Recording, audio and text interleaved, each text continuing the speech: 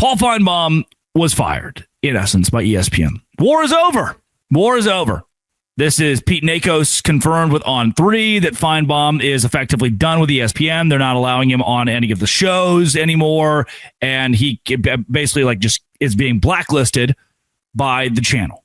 And Clay Travis, who's a very, I'm learning some of these names for the first time. Clay Travis, OutKick, I guess is like a controversial figure, is very upset with this. And I think Clay Travis had him on a show. And next thing you know, ESPN doesn't want to use Paul Finebaum because Finebaum said he probably wanted to run for office and be in politics. And look, can I say this first? Stephen A. Smith, I think, has said in the future he may want to run for office.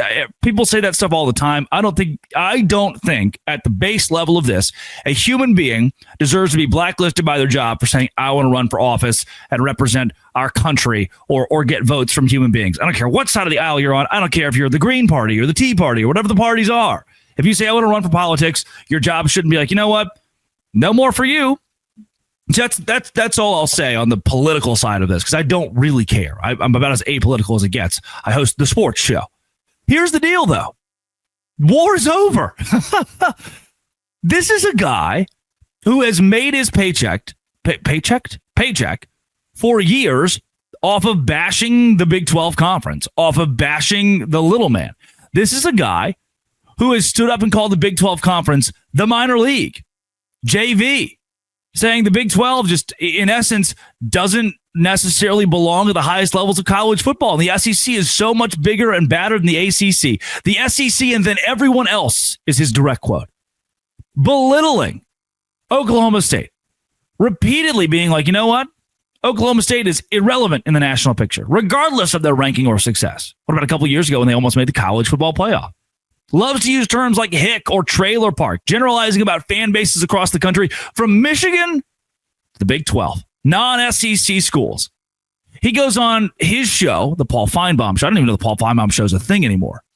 He goes on his show, and he's talking about how the SEC is going to have to strong arm the college football playoff. And if the college football playoff doesn't allow more SEC teams, then they'll pay. Oh, they'll pay. Like, what kind of weird empty threat is this for someone who is supposed to represent the nation's largest media holder in college football? Someone who's supposed to represent ESPN, who holds the rights to the biggest games that you see every weekend.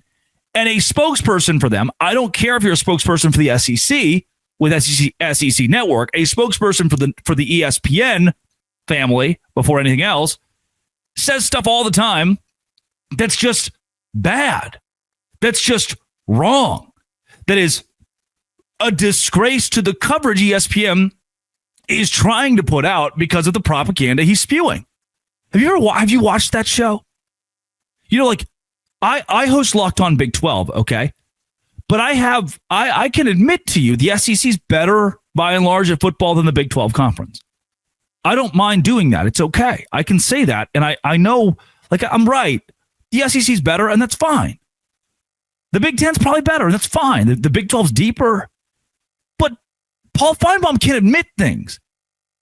For some reason, there's this stop in his brain where he just thinks, I've got to drive the propaganda machine. I've got to drive the propaganda.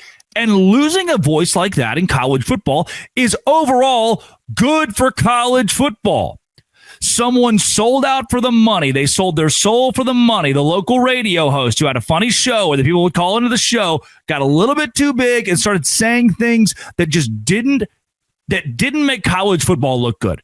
Started saying things that are killing partners of ESPN, like the Big 12 is a partner of ESPN. Called TCU's national championship appearance a joke. TCU beats Michigan, who would go on to win the championship the year following. They beat Michigan to go to the title game. And granted, yeah, no doubt, that title game didn't go very well for the Big 12 conference. But the second the TCU beat up on a Big 10 team, beat up on one of the country's top 5 teams, Finebaum says, oh, they're in the championship? What a joke. But like, no, they deserved it. They went and they beat Michigan. He's called other leagues embarrassments to the sport. Big 12 or ACC team loses in the playoff or a bowl game, it's an embarrassment all of a sudden. Oh, embarrassment. There's no SEC teams could be embarrassed. The SEC not making the college football playoff championship 2 years in a row. That's Certainly not embarrassing. It's just the way the tide rolls in and out. Finebaum has openly mocked the stability of media deals, the ACC and Big 12. Yeah, I get it. Clemson and Florida State, that's a pretty unstable deal. But the Big 12 Conference, we're on lock, buddy. Even if the rogue Utah fans are saying they want to leave and go to the Big 10, we're on lock. Haven't played anyone. Ever heard that from him? No, they haven't played anyone. Who has Texas played? I asked this question on this show a couple days ago. Who has Tennessee played? Anybody? Will they play anybody by beating Arkansas this week in Knoxville? I like to ask that question about plenty of the SEC schools. Who have they played? And he's called coaches clowns, comedians, comical geniuses if they're not in the Big 12 Conference. That's the guy. Karma's a real thing, man. Like, karma will come back and bite you. And you have spent years spewing, in essence, hate toward everyone but the people who pay you.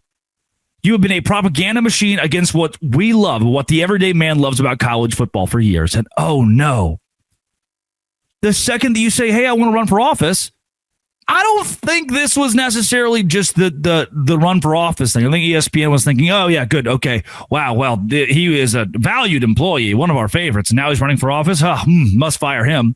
No, this is more of a, oh wow, finally the last straw. We have an excuse to fire the guy, to blacklist the guy who has been tearing down our product from the Big 12 for years, tearing down our product in the ACC for years, the guy that doesn't get the ratings that he used to, the guy that's kind of going by the wayside in college football. And that's it. Like, nobody's watching this show in the afternoon on the SEC network anymore. Do we really need this guy? We're wasting money on this guy. So I don't know if it even is political at the end of the day. I think at some point you just kind of get fired. And for the Big 12, great. ESPN just lost another pundit that was making this conference look bad when this conference doesn't deserve to look bad, when this conference is doing everything right, when this conference is winning this year at a really strong level, deserves 5, 6 ranked teams in the top 25. But nope, Paul Finebaum says that they're an embarrassment to the sport, don't deserve anything. How's that working out for Paul Finebaum? Coming up, Texas. Speaking of the SEC, it's time to come on home, buddy. Locked on Big 12. Today's show is brought to you by Game Time. Game Time's where I go, man. I wanted to go see Tyler Childers' concert a couple of weeks ago. It was in Queens, New York. I flew into Newark, and I said, all right, I want to go see Tyler Childers here in Queens, New York. And it was super cheap. I was from me to him, 20 feet, 15 feet, all thanks to Game Time. Super cheap. You can also get college football tickets to be 20 feet away from the players and the action. Couldn't be more excited about the deals that Game Time gives you. I use Game Time and the Game Time app that gives the advantage back to the fans. Easiest way to score last-minute tickets at the best prices as well. Pull up Game Time, couple tabs, amazing deals. I'm talking about your favorite college football games as low as $25. Faster, cheaper, less stressful than any app that I've used to buy tickets. Use my code LOCKEDONCollege for $20 off your first purchase when you download the Game Time app. Terms apply. Again, promo code LOCKEDONCollege for $20 off on the Game Time app. Swipe, tap, ticket, go. Download Game Time and do it today. Today's show is also brought to you by Square. Square keeps my neighborhood alive. There's a little place called Molly Maguire's on Wilmington Island, Georgia, where I live just outside of Savannah and right near the island of Tybee. And Molly Maguire's is a great little restaurant. They got these like fried potato spuds. It's like chip and they fry it. Unreal. And my friendly neighborhood business, Molly Maguire's, runs on Square. When I go to pay, stick my card in that little Square machine and bam, my neighborhood stays alive. Molly Maguire's is the best. It's the kind of place you walk in and everyone knows your name, and Square keeps them going. Square's a proud partner of more than 4 million neighborhood businesses around the world. Go to square.com/go/LockedOnCollege to learn more. But before you do, go support your favorite neighborhood spot. You'll be happy you did. Square, see you in the neighborhood with Square.